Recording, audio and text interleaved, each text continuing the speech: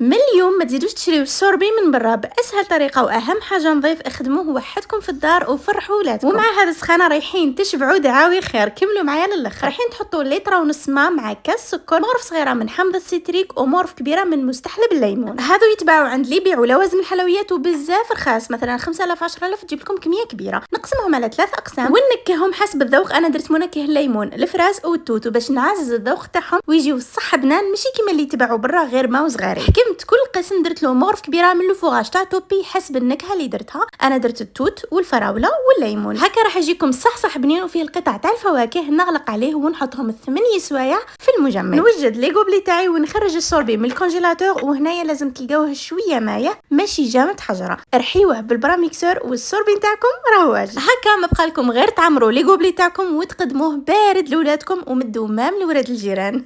رايحين يستمتعوا به وصدقوني بزاف بنين. خبي الوصفه عندك وشاركيها مع صحباتك. وهذا ما كان.